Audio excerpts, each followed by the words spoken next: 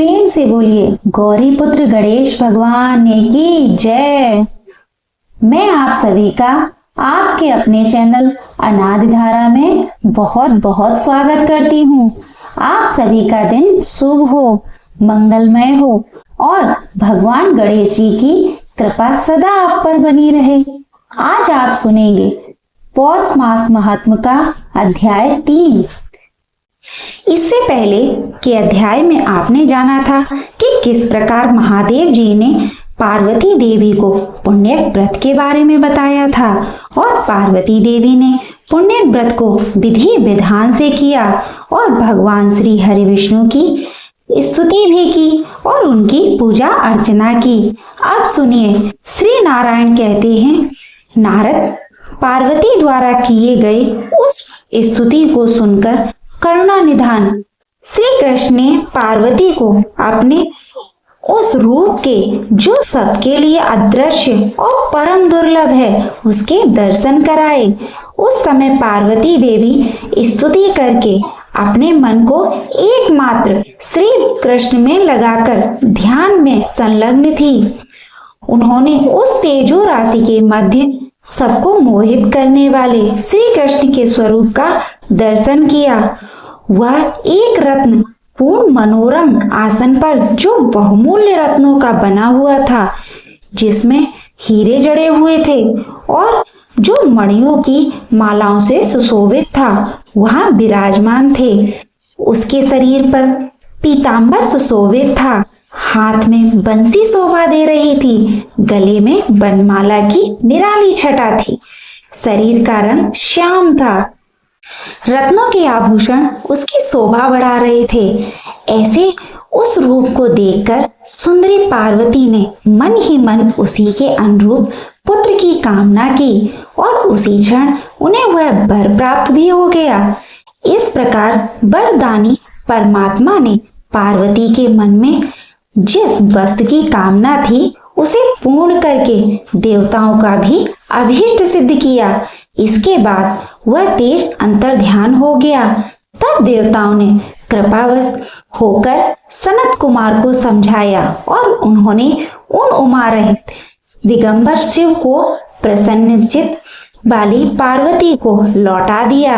फिर तो विश्व को आनंदित करने वाली दुर्गा ने ब्राह्मणों को अनेक प्रकार के रत्न तथा भिक्षुओं और बंदियों को स्वर्ण दान किया। ब्राह्मणों, देवताओं तथा पर्वतों को भोजन कराया। सर्वोत्तम उपहारों द्वारा शंकर जी की पूजा की, बाजा बजवाया, मांगलिक कार्य कराए और श्री हरि से संबंध रखने वाले सुंदर गीत गवाए। इस प्रकार दुर्गा ने व्रत को समाप्त करके परम उल्लास के साथ दान देकर सबको भोजन कराया। इसके बाद अपने स्वामी शिव जी के साथ स्वयं भी भोजन किया और उत्तम पान के सुंदर वीड़े जो कपूर आदि से सुवासित थे, एक एक कर सबको देकर कौतुक बस शिव जी के साथ स्वयं भी खाए। इसके बाद पार्वती देवी एकांत में भगवान शंकर के साथ विहार करने लगी। इसी बीच में एक ब्राह्मण दरवाजे पर आया। मुनि उस भिक्षुक ब्राह्मण का रूप तैला भाव का कारण रूखा था, शरीर मैले वस्त्रों से ढका हुआ था, उसके दांत अत्यंत अस्वच्छ थे, वह तृष्णा से पूर्णतया पीड़ित था, उसका शरीर कृश था, वह उज्जवल वर्ण का तिलक धारण किए हुए था, उसका स्वर बहुत दीन था और दीनता के कारण उसकी मूर्ति कुत्सित थी। इस प्रकार के उस अत्यंत वृद्ध एवं दुर्बल ब्राह्मण ने अन्न की याचना करने के लिए दरवाजे पर डंडे के सहारे खड़े होकर महादेव जी को पुकारा। ब्राह्मण ने कहा, महादेव आप क्या कर रहे हैं? मैं 7 रात तक चलने वाले व्रत के समाप्त होने पर भूख से व्याकुल होकर भोजन की इच्छा से आपकी शरण में आया हूँ, मेरी रक्षा कीजिए। हे तात, आप तो करुणा के सागर हैं, अतः मुझ जराग्रस्त तथा तृष्णा से अत्यंत पीड़ित वृद्ध की ओर दृष्टि डालिए। अरे ओ महादेव, आप क्या कर रहे हैं? माता पार्वती उठो और मुझे सुवासित जल तथा अन्न प्रदान करो। गिरजा कुमारी, मुझ शरणागत की रक्षा करो। माता, ओ माता, आप तो जगत की माता हो, फिर मैं जगत से बाहर थोड़े ही हूँ, अतः शीघ्र आओ। भला अपनी माता के रहते हुए मैं किस कारण तृष्णा से पीड़ित रहूं? ब्राह्मण की दीन वाणी सुनकर शिव जी और पार्वती जी उठे और इसी समय शिव जी का शुक्रपात हो गया। वे पार्वती के साथ द्वार पर आए। वहां उन्होंने उस वृद्ध तथा दीन ब्राह्मण को देखा जो वृद्ध अवस्था से अत्यंत पीड़ित था। उसके शरीर में झुर्रियां पड़ रही थीं। वह डंडा लिए हुए था और उसकी कमर झुक गई थी। वह तपस्वी होते हुए भी अशांत था। उसके कंठ, होठ और तालु सूख गए थे और वह बड़ी शक्ति लगाकर उन दोनों को प्रणाम तथा उनकी स्तुति कर रहा था। उसके अमृत से भी उत्तम वचन सुनकर नीलकंठ महादेव जी प्रसन्न हो गए। तब वे मुस्कुराकर परम प्रेम के साथ उससे बोले। शंकर जी ने कहा, वेद वेदताओं में श्रेष्ठ विप्रवर, इस समय मैं यह जानना चाहता हूँ कि आपका घर कहाँ है और आपका नाम क्या है। इसे शीघ्र बताइए। पार्वती जी बोली, विप्रवर, कहाँ से आपका आगमन हुआ है? मेरा परम सौभाग्य था जो आप यहाँ पधारे। आप ब्राह्मण अतिथि होकर मेरे घर पर आए हैं, अतः आज मेरा जन्म सफल हो गया। द्विज श्रेष्ठ अतिथि के शरीर में देवता, ब्राह्मण और गुरु निवास करते हैं, अतः जिसने अतिथि का आदर सत्कार कर लिया उसने मानो तीनों लोकों की पूजा कर ली। अतिथि के चरणों में सभी तीर्थ सदा वर्तमान में रहते हैं, अतः अतिथि के चरण प्रक्षालन के जल से निश्चित ही गृहस्थ को तीर्थों का फल प्राप्त होता है। जिसने अपनी शक्ति के अनुसार यथोचित रूप से अतिथि की पूजा कर ली उसको मानो सभी तीर्थों में स्नान कर लिया तथा सभी यज्ञों में दीक्षा ग्रहण कर ली। जिसने भारतवर्ष में भक्ति पूर्वक अतिथि का पूजन कर लिया उसके द्वारा मानव भूतल पर संपूर्ण महादान कर लिए गए, क्योंकि वेदों में वर्णित जो नाना प्रकार के पुण्य हैं वे तथा उनके अतिरिक्त अन्य पुण्य कर्म भी अतिथि सेवा की 16वीं कला की बराबरी नहीं कर सकते। इसलिए जिसके घर से अतिथि अनादृत होकर लौट जाता है उस गृहस्थ के पितर देवता अग्नि और गुरुजन भी तिरस्कृत होकर उस अतिथि के पीछे चले जाते हैं। जो अपने अभीष्ट अतिथि की अर्चना नहीं करता वह बड़े बड़े पापों को प्राप्त करता है। ब्राह्मण ने कहा, वेदज्ञ, आप तो वेदों के ज्ञान से संपन्न हैं, अतः वेदोक्त विधि से पूजन कीजिए। माता, मैं भूख प्यास से पीड़ित हूँ। मैंने श्रुतियों में ऐसा वचन भी सुना है कि जब मनुष्य व्याधि युक्त आहार रहित तथा उपवास व्रती होती है तब वह स्वेच्छा अनुसार भोजन कराना चाहती है। पार्वती जी ने पूछा, विप्रवर, आप क्या भोजन करना चाहते हैं? वह यदि त्रिलोकी में परम दुर्लभ होगा तो भी आज मैं आपको खिलाऊंगी। आज मेरा जन्म सफल कीजिए। ब्राह्मण ने कहा, सुव्रते, मैंने सुना है कि उत्तम व्रत परायण आपने पुण्य व्रत में सभी प्रकार का भोजन एकत्र किया है, अतः उन्हीं अनेक प्रकार के मिष्ठानों को खाने के लिए मैं आया हूँ। मैं आपका पुत्र हूँ। जो मिष्ठान तीनों लोकों में दुर्लभ हैं उन पदार्थों को मुझे देकर आप सबसे पहले मेरी पूजा करें। साध्वी, वेदवादियों का कथन है कि पिता 5 प्रकार के होते हैं, माताएं अनेक तरह की कही जाती हैं और पुत्र के 5 भेद होते हैं, विद्यादाता, गुरु, अन्नदाता, भय से रक्षा करने वाला, जन्मदाता और कन्यादाता। ये मनुष्यों के वेदोक्त पिता कहे गए हैं। गुरु पत्नी, जननी, स्तनदात्री, पिता की बहन बुआ, माता की बहन मौसी, माता की सपत्नी सौतेली माता, अन्न प्रदान करने वाली पाचिका और पुत्रवधू ये माताएं कहलाती हैं। व्रत शिष्य, दत्तक, वीर से उत्पन्न औरस और शरणागत ये 5 प्रकार के पुत्र हैं। इनमें 4 धर्म पुत्र कहलाते हैं और 5वां और पुत्र धन का भागी होता है। माता, मैं आप पुत्रहीना का ही अनाथ पुत्र हूँ। वृद्धावस्था से ग्रस्त हूँ और इस समय भूख प्यास से पीड़ित होकर आपकी शरण में आया हूँ। गिरिराज किशोरी, अन्नों में श्रेष्ठ पूरी, उत्तम उत्तम पके फल, आटे के बने हुए नाना प्रकार के पदार्थ, गुड़ के बने हुए द्रव्य, घी, दही, अग्नि का भात, घी में पका हुआ व्यंजन, गुड़ मिश्रित तिलों के लड्डू तथा स्वादिष्ट जल, इन सभी सुवासित पदार्थों को जिन्हें खाकर मेरी सुंदर तोंद हो जाए, यह सब मुझे प्रदान कीजिए। आपके स्वामी सारी संपत्तियों के दाता तथा त्रिलोकी के सृष्टिकर्ता हैं और आप संपूर्ण ऐश्वर्यों को प्रदान करने वाली महालक्ष्मी स्वरूपा हैं। अतः आप मुझे रमणीय रत्न सिंहासन, अमूल्य रत्नों के आभूषण, अग्निशुद्ध सुंदर वस्त्र, अत्यंत दुर्लभ श्री हरि का मंत्र, श्री हरि में सुदृढ़ भक्ति, मृत्युंजय नामक ज्ञान, सुख प्रदायिनी दान शक्ति और सर्व सिद्धि प्रदान कीजिए। सती माता, आप ही सदा श्री हरि की प्रिया तथा सर्वस्व प्रदान करने वाली शक्ति हैं। अतः अपने पुत्र के लिए आपको कौन सी वस्तु आदेय है?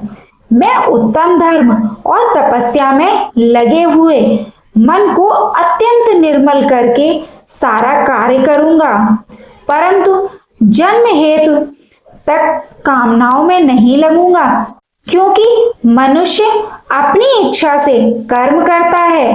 कर्म से भोग की प्राप्ति होती है।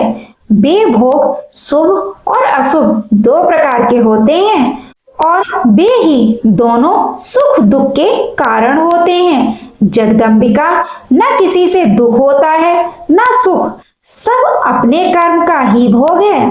देवी, आपकी तपस्या और पूजन तो लोक शिक्षा के लिए है, क्योंकि आप नित्य स्वरूपा सनातनी देवी हैं और समस्त कर्मों का फल प्रदान करने वाली हैं। प्रत्येक कल्प में श्री कृष्ण गणेश रूप से आपके पुत्र बनकर आपकी गोद में आते हैं। यूं कहकर वे ब्राह्मण तुरंत ही अंतर्ध्यान हो गए। वे परमेश्वर इस तरह अंतर्हित होकर बाल रूप धारण करके महल के भीतर स्थित पार्वती की सैया पर जा पहुंचे और जन्मे हुए बालक की भांति घर की छत के भीतरी भाग की ओर देखने लगे। उस बालक के शरीर की आभा शुद्ध चंपक के समान थी। उसका प्रकाश करोड़ों चंद्रमाओं की भांति उद्दीप्त था। सब लोग सुखपूर्वक उसकी ओर देख सकते थे। वह नेत्रों की ज्योति बढ़ाने वाला था। कामदेव को विमोहित करने वाला उसका अत्यंत सुंदर शरीर था। उसका अनुपम मुख शारदीय पूर्णिमा का उपहास कर रहा था। सुंदर कमल को तिरस्कृत करने वाले उसके सुंदर नेत्र थे। होठ और अधरपुट ऐसे लाल थे कि जैसे देखकर पका हुआ बिंब फल भी लज्जित हो जाता था। कपाल और कपोल परम मनोहर थे। गरुड़ के चोंच की भी निंदा करने वाली रुचि नासिका थी। उसके सभी अंग उत्तम थे। त्रिलोकी में कहीं उसकी उपमा नहीं थी। इस प्रकार वह रमणीय सैया पर सोया हुआ शिशु हाथ पैर उछाल रहा था। श्री नारायण कहते हैं, मुनि, इस प्रकार जब श्रीहर अंतर्ध्य हो गए तब दुर्गा और शंकर ब्राह्मण की खोज करते हुए चारों ओर घूमने लगे। उस समय पार्वती जी कहने लगी, हे विप्रवर, आप तो अत्यंत वृद्ध और भूख से व्याकुल थे। हे तात, आप कहाँ चले गए? मुझे दर्शन दीजिए और मेरे प्राणों की रक्षा कीजिए। शिव जी शीघ्र उठिए और उन ब्राह्मण देव की खोज कीजिए। वे क्षण मात्र के लिए उदास मन वाले हम लोगों के सामने आए थे। परमेश्वर, यदि भूख से पीड़ित अतिथि गृहस्थ के घर से अपूजित होकर चला जाता है तो क्या उस गृहस्थ का जीवन व्यर्थ नहीं हो जाता? यहाँ तक कि उसके पितर उसके द्वारा किए गए पिंडदान और तर्पण को भी नहीं ग्रहण करते तथा अग्नि उसकी दी हुई आहुति और देवगण उसके द्वारा निवेदित पुष्प और जल तक स्वीकार नहीं करते। उस अपवित्र का हव्य, पुष्प, जल और द्रव्य सभी मदिरा के समान हो जाता है। उसका शरीर मल के समान और स्पर्श पुण्य नाशक हो जाता है। इसी बीच वहां आकाशवाणी हुई, जिसे शोक से आतुर तथा विकलता से युक्त दुर्गा ने सुना। आकाशवाणी ने कहा, जगत माते, शांत हो जाओ और मंदिर में अपने पुत्र की ओर देखो। वह साक्षात गोलोक अधिपति परिपूर्णतम परमात्मा श्री कृष्ण है तथा सुपुण्य व्रत रूपी वृक्ष का सनातन फल है। योगी लोग जिस अविनाशी तेज का प्रसन्न मन से निरंतर ध्यान करते हैं, वैष्णव गण तथा ब्रह्मा, विष्णु और शिव आदि देवता जिसके ध्यान में लीन रहते हैं, प्रत्येक कल्प में जिस पूजनीय की सर्वप्रथम पूजा होती है, जिसके स्मरण मात्र से समस्त विघ्न नष्ट हो जाते हैं तथा जो पुण्य की राशि स्वरूप है, मंदिर में विराजमान अपने उस पुत्र की ओर दृष्टि डालो। प्रत्येक कल्प में तुम जिस सनातन ज्योति रूप का ध्यान करती हो, वही तुम्हारा पुत्र है। यह मुक्तिदाता तथा भक्तों के अनुग्रह का मूर्त रूप है। जरा उसकी ओर तो निहारो, जो तुम्हारी कामना पूर्ति का बीज तप रूपी कल्प वृक्ष फल और लावण्य में करोड़ों कामदेवों की निंदा करने वाला है। अपने उस सुंदर पुत्र को देखो। दुर्गे, तुम क्यों विलाप कर रही हो? अरे, यह क्षुधातुर ब्राह्मण नहीं है, यह तो विप्रवेश में जनार्दन है। अब कहाँ वह वृद्ध और कहाँ वह अतिथि? नारद यूं कहकर सरस्वती चुप हो गई। तब उस आकाशवाणी को सुनकर सती पार्वती भयभीत होकर अपने महल में भागी। वहां उन्होंने पलंग पर सोए हुए बालक को देखा। वह आनंद पूर्वक मुस्कुराते हुए महल की छत के भीतरी भाग को निहार रहा था। उसकी प्रभा सैकड़ों चंद्रमाओं के समान थी। वह अपने प्रकाश समूह से भूतल को प्रकाशित कर रहा था। हर्ष पूर्वक स्वेच्छा अनुसार इधर उधर देखते हुए सैया पर उछल कूद कर रहा था और स्तनपान की इच्छा से रोते हुए उमा ऐसा सब कह रहा था। उस अद्भुत रूप को देखकर सर्वमंगला पार्वती त्रस्त होकर शंकर जी के सन्निकट गई और उन प्राणेश्वर से मंगल वचन बोली। पार्वती जी ने कहा, प्राणपति घर चलिए और मंदिर के भीतर चलकर प्रत्येक कल्प में आप जिसका ध्यान करते हैं तथा जो तपस्या का फल दाता है, उसे देखिए। जो पुण्य का बीज महोत्सव स्वर्ग पुत्र नामक नरक से रक्षा करने का कारण और भवसागर से पार कराने वाला है, शीघ्र ही उस पुत्र के मुख का अवलोकन कीजिए, क्योंकि समस्त तीर्थों में स्नान तथा संपूर्ण यज्ञों में दीक्षा ग्रहण का पुण्य इस पुत्र दर्शन के पुण्य की 16वीं कला के बराबर नहीं कर सकता। पार्वती जी के यह वचन सुनकर शिव जी का मन हर्षमग्न हो गया। वे तुरंत ही अपने प्रियतमा के साथ अपने घर आए। वहां उन्होंने सैया पर अपने पुत्र को देखा। उसकी कांत तपाए हुए स्वर्ण के समान उद्दीप्त थी। फिर वे सोचने लगी, मेरे हृदय में जो अत्यंत मनोहर रूप विद्यमान था, यह तो वही है। उसके बाद दुर्गा जी ने उस पुत्र को सैया पर से उठा लिया और उसे छाती से लगा के वे उसका मुख चूमने लगी।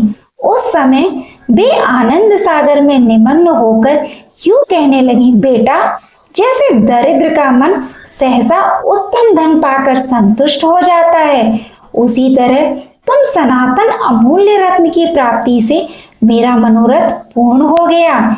जैसे चिरकाल से प्रवासी हुए प्रियतम के घर लौटने पर स्त्री का मन पूर्णतया हर्षमग्न हो जाता है, वही दशा मेरे मन की भी हो रही है। बस जैसे एक पुत्र वाली माता चिरकाल से बाहर गए हुए अपने इकलौते पुत्र को आया हुआ देखकर परितुष्ट होती है, वैसे ही इस समय मैं भी संतुष्ट हो रही हूँ।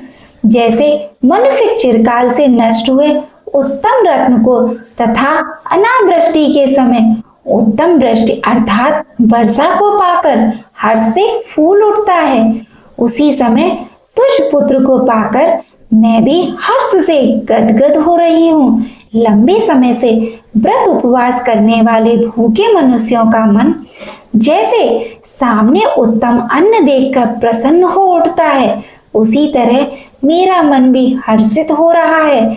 यह कहकर पार्वती ने अपने बालक को गोद में लेकर प्रेम के साथ उसके मुख में अपना स्तन दिया। उस समय उसका मन परमानंद में निमग्न हो रहा था। उसके बाद भगवान शंकर ने भी प्रसन्न मन से उस बालक को अपनी गोद में उठा लिया। श्री नारायण कहते हैं, नारद, उसके बाद उन दोनों पति पत्नी शिव और पार्वती ने बाहर जाकर पुत्र की मंगल कामना से हर्षपूर्वक ब्राह्मणों को नाना प्रकार के रत्न दान किए तथा भिक्षुओं और बंदियों को विभिन्न प्रकार की वस्तुएं बांटी। उस अवसर पर शंकर जी ने अनेक प्रकार के बाजे बजाए। हिमालय ने ब्राह्मणों को 1 लाख रत्न, 1000 श्रेष्ठ हाथी, 3 लाख घोड़े, 10 लाख गायें, 5 लाख स्वर्ण मुद्राएं और भी जो मुक्त हीरे रत्न आदि श्रेष्ठ मणियां थीं, वे भी सभी दान की। इसके अतिरिक्त दूसरे प्रकार के भी दान जैसे वस्त्र, आभूषण और क्षीर सागर से उत्पन्न सभी तरह के अमूल्य रत्न दान किए। कौतुकी विष्णु ने ब्राह्मणों को कौस्तुमणि का दान दिया।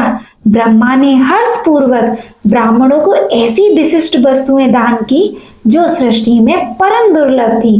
हे ब्राह्मण, उस अवसर पर क्षीर सागर ने हर्षित होकर कौतुकवश 1000 मणियां, 100 कौस्तुभमणि, 1000 हरे रंग की श्रेष्ठ मणियां, 1 लाख गौर रत्न, श्वेत वर्ण के अन्य अमूल रत्न, 1 करोड़ स्वर्ण मुद्राएं और अग्नि में तपाकर शुद्ध किए हुए वस्त्र ब्राह्मणों को प्रदान किए। सरस्वती देवी ने अमूल्य रत्नों का बना हुआ एक ऐसा हार दिया जो तीनों लोकों में दुर्लभ था। हे मुनि, शिव पुत्र के जन्मोत्सव में उपस्थित सभी लोगों ने इस प्रकार ब्राह्मणों को दान देकर तत्पश्चात उस शिशु का दर्शन किया। उस समय वे सब परमानंद में निमग्न थे। मुनि, उस दान में ब्राह्मणों को तथा बंदियों को इतना धन मिला था कि वे उसका भार उठो नहीं पा रहे थे, इसलिए बोझ से घबराकर मार्ग में ठहर ठहर कर चलते थे। वे सभी विश्राम कर चुकने पर पूर्व काल के जन्मदाता की कथाएं कहते थे, जिसे वृद्ध एवं युवा भिक्षुक प्रेम पूर्वक सुनते थे। नारद, उस अवसर पर विष्णु ने आनंद मग्न होकर दुंदुभी का शब्द किया, गीत गवाए, वेदों और पुराणों का पाठ कराया। फिर मुनिवरों को बुलाकर हर्षपूर्वक उनका पूजन किया, मांगलिक कार्य कराए और उनसे आशीर्वाद दिलाया। जिसके बाद देवी तथा देवगणों के साथ वे स्वयं भी उस बालक को शुभ आशीर्वाद देने लगे। श्री विष्णु ने, ब्रह्मा जी ने, धर्म ने, महादेव जी ने, लक्ष्मी जी ने, सरस्वती जी ने, सावित्री ने, हिमालय ने और मेनका आदि ने उन्हें आशीर्वाद दिया। इसके बाद समागत सभी ऋषियों और मुनियों और सिद्धों ने आशीर्वाद दिया तथा ब्राह्मणों और बंदियों ने सब प्रकार की मंगल कामना की। बस नारद, इस प्रकार मैंने गणेश का जन्म वृतांत, जो संपूर्ण मंगलों का मंगल करने वाला तथा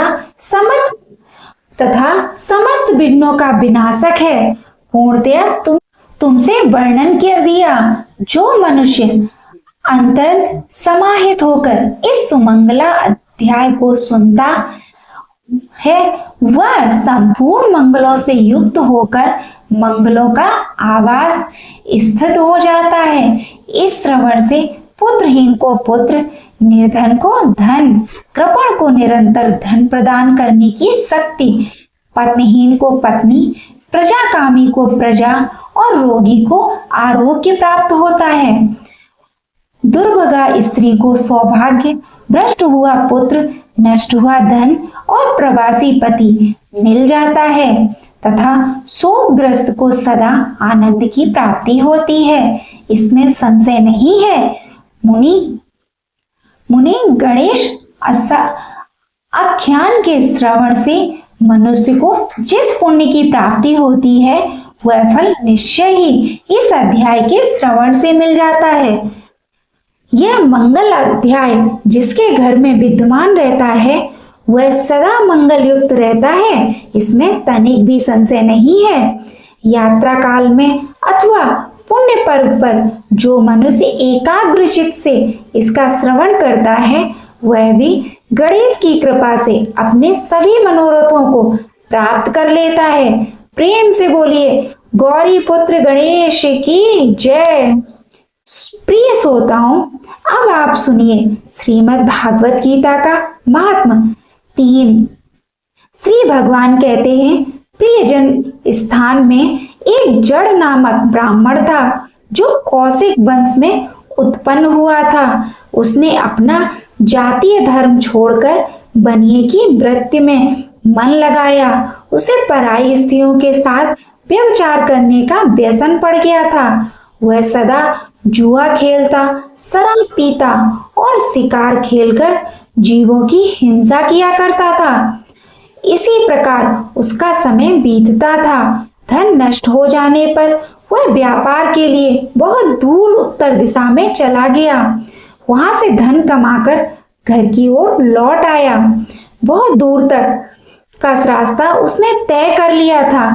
एक दिन सूर्यास्त हो जाने पर जब दसों दिशाओं में अंधकार फैल गया, तब एक वृक्ष के नीचे उसे लुटेरों ने धर दबाया और शीघ्र ही उसके प्राण ले लिए।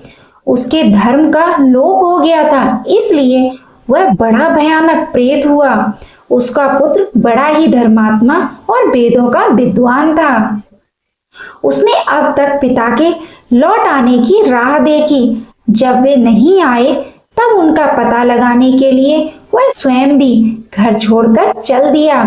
वह प्रतिदिन खोज करता, मगर राहगीरों से पूछने पर भी उसे उनका कुछ समाचार नहीं मिलता था।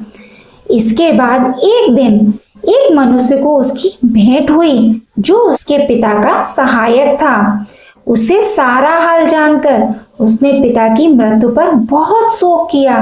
वह बड़ा विद्वान था। बहुत कुछ सोच विचार कर पिता का परलोक के कर्म करने की इच्छा से आवश्यक सामग्री साथ लेकर उसने काशी जाने का विचार किया।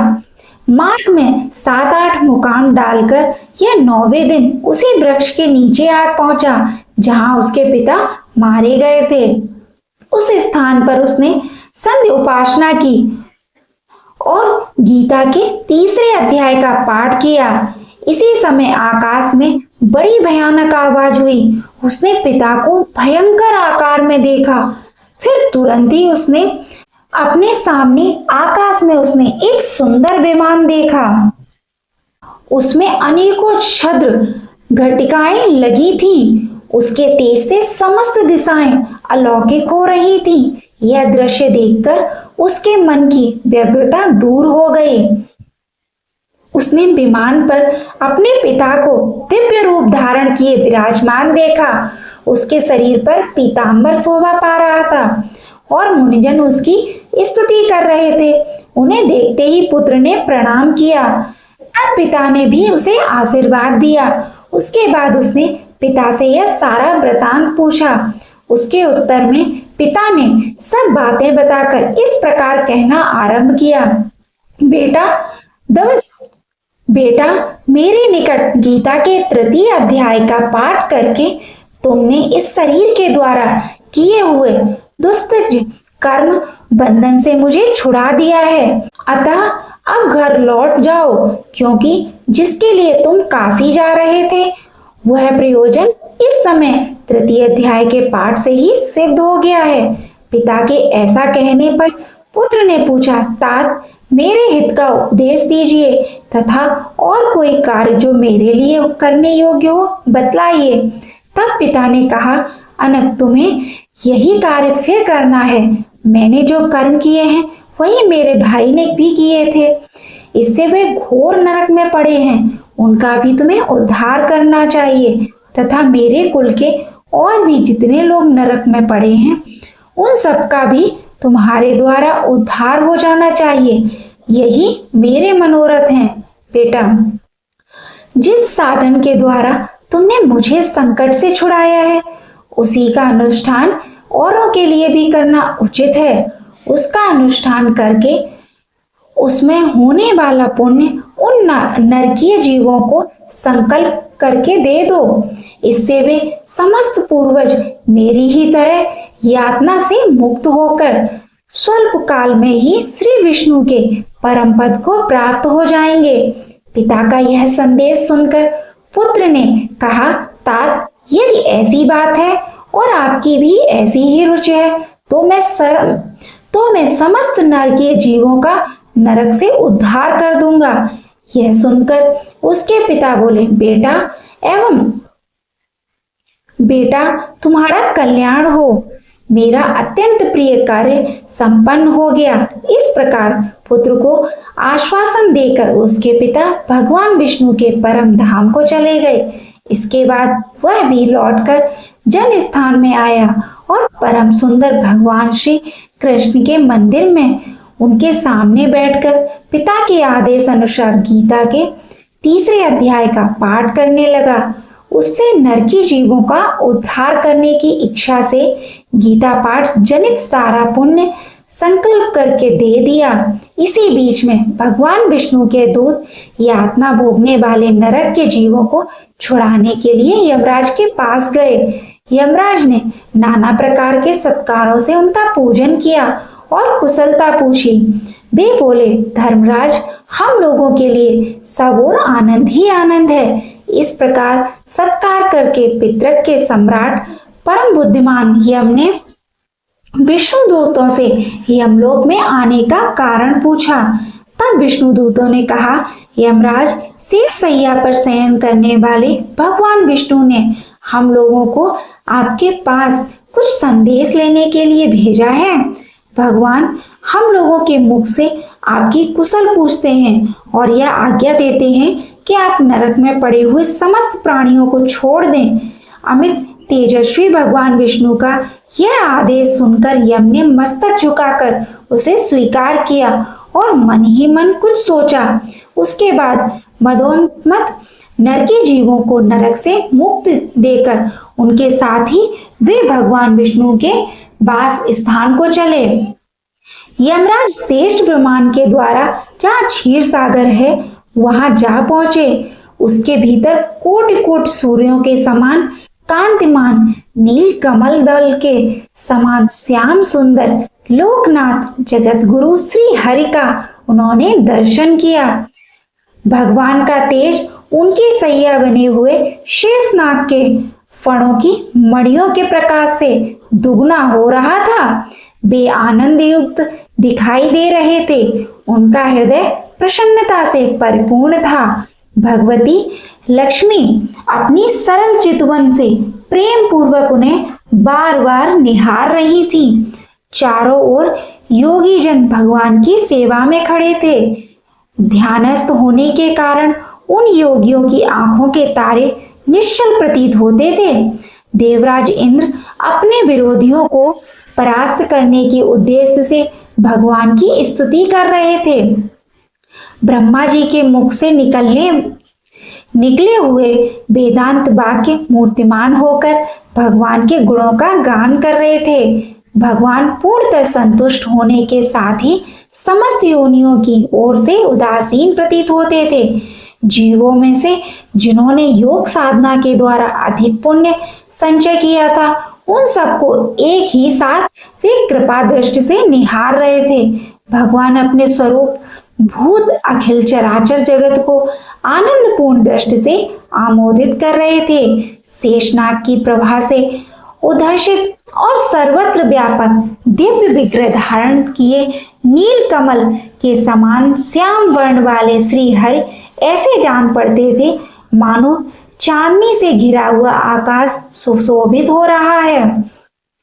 इस प्रकार भगवान की झांकी के दर्शन करके यमराज अपनी विशाल बुद्धि के द्वारा उनकी स्तुति करने लगे। यमराज बोले, संपूर्ण जगत का निर्माण करने वाले परमेश्वर, आपका अंतःकरण अत्यंत निर्मल है। आपके मुख से ही वेदों का प्रादुर्भाव हुआ है। आप ही विश्व स्वरूप और विधायक ब्रह्म हैं। आपको नमस्कार है।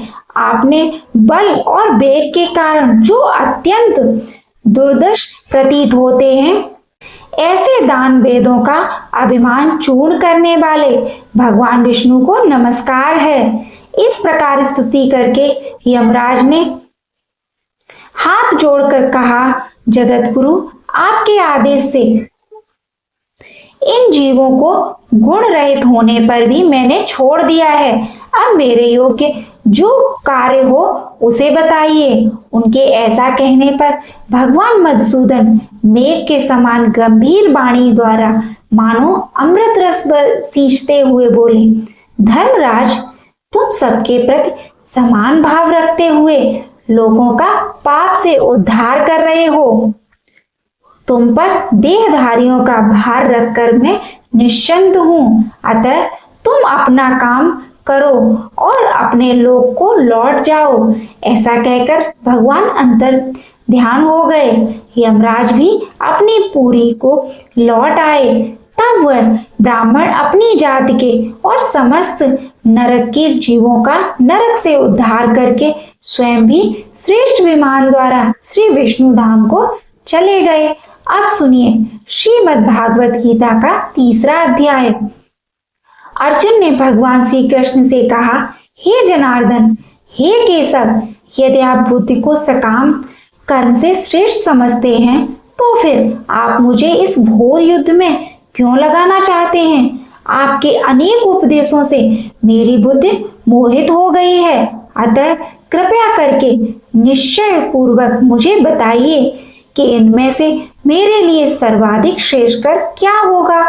तब श्री भगवान ने कहा, हे निष्पाप अर्जुन, मैं पहले ही बता चुका हूँ कि आत्मा साक्षात्कार का प्रयत्न करने वाले 2 प्रकार के पुरुष होते हैं। कुछ इसे ज्ञान योग द्वारा समझने का प्रयत्न करते हैं, भक्ति में सेवा के द्वारा, न तो कर्म से विमुख होकर और कोई कर्म फल से छुटकारा पा सकता है, और न केवल संन्यास से सिद्धि प्राप्त की जा सकती है। प्रत्येक व्यक्ति को प्रकृति से अर्जित गुणों के अनुसार विवश होकर कर्म करना पड़ता है। अतः कोई भी एक क्षण भर के लिए भी बिना कर्म किए नहीं रह सकता। जो कर्म इंद्रियों को बस में तो करता है, किंतु जिसका मन इंद्रिय विषयों का चिंतन करता रहता है, वह निश्चय रूप से स्वयं को धोखा देता है और मिथ्याचारी कहलाता है। दूसरी ओर यदि कोई निष्ठावान व्यक्ति अपने मन के द्वारा कर्म इंद्रियों को बस में करने का प्रयत्न करता है और बिना किसी आसक्ति के कर्मयोग अर्थात कृष्ण भावनामृत में प्रारंभ करता है, तो वह अति उत्कृष्ट है। अपना नियत कर्म करो, क्योंकि कर्म न करने की अपेक्षा कर्म करना श्रेष्ठ है। कर्म के बिना तो शरीर निर्वाह भी नहीं कर सकता। श्री विष्णु के लिए यज्ञ रूप में कर्म करना चाहिए, अन्यथा कर्म के द्वारा इस भौतिक जगत में बंधन उत्पन्न होता है। अतः हे कुंती पुत्र, उनकी प्रसन्नता के लिए अपने नियत कर्म को करो। इस तरह तुम बंधन से सदा मुक्त रहोगे। सृष्टि के आरंभ में समस्त प्राणियों के स्वामी प्रजापति ने विष्णु के लिए यज्ञ सहित मनुष्यों तथा देवताओं की संततियों को रचा और उनसे कहा, तुम इस यज्ञ से सुखी रहो, क्योंकि इसके करने से तुम्हें सुख पूर्वक रहने और मुक्ति प्राप्त करने के लिए समस्त वांछित वस्तुएं प्राप्त हो सकेंगी। यज्ञों के द्वारा प्रसन्न होकर देवता तुम्हें भी प्रसन्न करेंगे और इस तरह मनुष्यों तथा देवताओं के मध्य सहयोग से सभी को संपन्नता प्राप्त होगी। जीवन की विभिन्न आवश्यकताओं की पूर्ति करने वाले विभिन्न देवता यज्ञ संपन्न होने पर प्रसन्न होकर तुम्हारी सारी आवश्यकताओं की पूर्ति करेंगे। किंतु जो इन उपहारों को देवताओं को अर्पित किए बिना भोगता है वह निश्चय रूप से चोर है। भगवान के भक्त सभी प्रकार के पापों से मुक्त हो जाते हैं, क्योंकि वे यज्ञ में अर्पित किए भोजन अर्थात प्रसाद को ही खाते हैं। अन्य लोग जो अपने इंद्रिय सुख के लिए भोजन बनाते हैं वे निश्चय रूप से पाप को खाते हैं। सारे प्राणी अन्न पर आश्रित हैं, जो वर्षा से उत्पन्न होता है। वर्षा यज्ञ संपन्न करने से होती है और यज्ञ नियत कर्मों से उत्पन्न होता है। वेदों में भी नियमित कर्मों का विधान है और यह साक्षात श्री भगवान से प्रकट हुआ है। फलतः सर्वव्यापी ब्रह्मा यज्ञ कर्मों में सदा स्थिर रहता है। हे प्रिय अर्जुन, जो मानव जीवन में इस प्रकार वेदों द्वारा यथापित यज्ञ चक्र का पालन नहीं करता वह निश्चय ही पाप में जीवन व्यतीत करता है और ऐसा व्यक्ति केवल इंद्रियों की तुष्टि के लिए व्यर्थ ही जीवित रहता है। किंतु जो व्यक्ति आत्मा में ही आनंद लेता है तथा जिसका जीवन आत्म साक्षात्कार युक्त है और जो अपने में ही से पूर्णतया संतुष्ट रहता है, उसके लिए कुछ करणीय कर्तव्य नहीं होता। स्वरूप सिद्ध व्यक्ति के लिए ना तो अपने नियत कर्मों को करने की आवश्यकता रह जाती है और ना ऐसा कर्म न करने का कोई कारण ही रहता है। उसे किसी अन्य जीव पर निर्भर रहने की आवश्यकता भी नहीं रहती। अतः कर्म फल में आसक्त हुए बिना मनुष्य को अपना कर्तव्य समझकर निरंतर कर्म करते रहना चाहिए, क्योंकि अनासक्त होकर कर्म करने से पराब्रह्म परम की प्राप्ति होती है। हे अर्जुन, जनक जैसे राजाओं ने केवल नियत कर्मों को करने से ही सिद्धि प्राप्त की थी। अतः सामान्य जनों को शिक्षित करने की दृष्टि से तुम्हें कर्म को करना चाहिए। महापुरुष जो जो आचरण करता है सामान्य व्यक्ति उसी प्रकार का अनुसरण करते हैं। वह अपने अनुसरणीय कर्मों से जो आदर्श प्रस्तुत करते हैं संपूर्ण विश्व उसका अनुसरण करता है। हे प्रथापुत्र, तीनों लोकों में मेरे लिए कोई भी कर्म नियत नहीं है, न मुझे किसी वस्तु का अभाव है और न आवश्यकता है, तो भी मैं नित्य कर्म में तत्पर रहता हूँ, क्योंकि यदि मैं नियत कर्म को सावधानी पूर्वक ना करूं तो हे पार्थ, यह निश्चित है कि सारे मनुष्य मेरे पद का ही अनुगमन करेंगे। यदि मैं नियत कर्म न करूं तो यह सारे लोग नष्ट हो जाएं, तब मैं अवांछित जन समुदाय वर्ण संकर को उत्पन्न करने का कारण हो जाऊंगा और इस तरह संपूर्ण प्राणियों की शांति का विनाशक बनूंगा। हे पार्थ, जिस प्रकार अज्ञानी जन फल की आसक्ति से कार्य करते हैं उसी तरह विद्वान जनों को चाहिए कि वे लोगों को उचित पथ पर ले जाने के लिए अनासक्त रहकर कार्य करें। विद्वान व्यक्ति को चाहिए कि वह सकाम कर्मों में आसक्त अज्ञानी पुरुषों को कर्म करने से रोके नहीं, ताकि उनके मन विचलित न हो, अपितु भक्ति भाव से कर्म करते हुए वह उन्हें सभी प्रकार के कर्मों में लगाए, जिससे कृष्ण भावनामृत का क्रमिक विकास हो सके। जीवात्मा अहंकार के प्रभाव से मोहग्रस्त होकर अपने आप को समस्त कर्मों का कर्ता मान बैठता है, जबकि वास्तव में वे प्रकृति के तीनों गुणों द्वारा संपन्न किए जाते हैं। हे महाबाहो, भक्ति भावना में कर्म तथा सकाम कर्म के भेद को भली भांति जानते हुए जो परम सत्य को जानने वाला है, वह कभी भी अपने काम को इंद्रियों में तथा इंद्रिय तृप्ति में नहीं लगाता।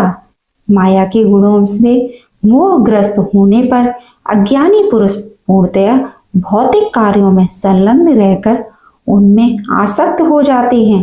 यद्यपि उनके यह कार्य उनमें ज्ञान भाव के कारण अधम होते हैं, किंतु ज्ञानी को चाहिए कि उन्हें विचलित न करे। अतः हे अर्जुन, अपने सारे कर्मों को मुझ में समर्पित करके मेरे पूर्ण ज्ञान से युक्त होकर लाभ की आकांक्षा से रहित, स्वामित्व के किसी दावे के बिना तथा आलस्य से रहित होकर युद्ध करो। जो व्यक्ति मेरे आदेशों के अनुसार अपना कर्तव्य करते रहते हैं और ईर्षा रहित होकर उस उपदेश का श्रद्धा पूर्वक पालन करते हैं, वे सकाम कर्मों के बंधन से मुक्त हो जाते हैं। किंतु जो ईर्षावश उन उपदेशों की अपेक्षा करते हैं और उनका पालन नहीं करते, उन्हें समस्त ज्ञान से रहित, दिग्भ्रमित तथा सिद्धि के प्रयासों में नष्ट भ्रष्ट समझना चाहिए। ज्ञानी पुरुष भी अपनी प्रकृति के अनुसार कार्य करता है, क्योंकि सभी प्राणी तीनों गुणों से प्राप्त अपनी प्रकृति का ही अनुसरण करते हैं। भला दमन से क्या हो सकता है? प्रत्येक इंद्रियां तथा उनके विषय से संबंधित राग द्वेष को संबंधित करने के नियम होते हैं। मनुष्य को ऐसे राग तथा द्वेष के वशीभूत नहीं होना चाहिए, क्योंकि यह आत्मा साक्षात्कार के मार्ग में अवरोधक है। अपने नित्य कर्मों को दोषपूर्ण ढंग से संपन्न करना भी अन्य के कर्मों की भली भांति करने से श्रेष्ठकर है। स्वकर्मों को करते हुए मरना पराय कर्मों में प्रवृत्त होने की अपेक्षा श्रेष्ठकर है, क्योंकि अन्य किसी के मार्ग का अनुसरण भयावह होता है। अर्जुन ने कहा, हे माधव, मनुष्य न चाहते हुए भी पाप कर्मों के लिए प्रेरित क्यों होता है? ऐसा लगता है कि उसे बलपूर्वक उनमें लगाया जा रहा हो। तब श्री भगवान ने कहा, हे अर्जुन, इसका कारण रजोगुण के संपर्क से उत्पन्न काम है, जो बाद में क्रोध का रूप धारण करता है और जो इस संसार का सर्वव्यापी पापी शत्रु है। जिस प्रकार अग्नि धुएं से, दर्पण धूल से अथवा भ्रूण गर्भाशय से आवृत रहता है, उसी प्रकार जीवात्मा इस काम के विभिन्न मात्राओं से आवृत रहता है। इस प्रकार ज्ञानमय जीवात्मा की शुद्ध चेतना उसके काम रूपी नित्य शत्रु से ढकी रहती है, जो कभी भी तुष्ट नहीं होता और अग्नि के समान जलता रहता है। इंद्रिया, मन तथा बुद्धि इस काम के निवास स्थान है। इनके द्वारा यह काम जीवात्मा में वास्तविक ज्ञान को ढककर उसे मोहित कर लेता है। इसलिए हे भरतवंशी, मैं श्रेष्ठ अर्जुन, प्रारंभ में ही इंद्रियों को बस में करके इस पाप का महान प्रतीक काम का दमन करो और ज्ञान तथा आत्म साक्षात्कार की इस विनाशक कर्ता का वध करो। कर्म इंद्रियां जड़ पदार्थ की अपेक्षा श्रेष्ठ हैं। इन इंद्रियों से बढ़कर बुद्धि मन से भी उच्च है और वह आत्मा बुद्धि से भी बढ़कर है। इस प्रकार हे महाबाहु अर्जुन, अपने आप को भौतिक इंद्रियों, मन तथा बुद्धि से परे जानकर और मन को सावधान आध्यात्मिक बुद्धि अर्थात कृष्ण भावनामृत में स्थिर करके आध्यात्मिक सत्य द्वारा इस काम रूपी दुर्ज शत्रु को जीतो। इस प्रकार श्रीमद् भागवत गीता का 3य अध्याय संपन्न होता है। अगर आपको यह वीडियो अच्छी लगी हो तो अनादिधारा चैनल को लाइक और ज्यादा से ज्यादा शेयर करें। और अनाथ धारा चैनल को सब्सक्राइब करना बिल्कुल ना भूलें। सब्सक्राइब करके घंटी का बटन अवश्य दबा दें, जिससे आगे आने वाली प्रत्येक वीडियो सबसे पहले आप तक पहुंचे। जय श्री कृष्ण। राधे राधे।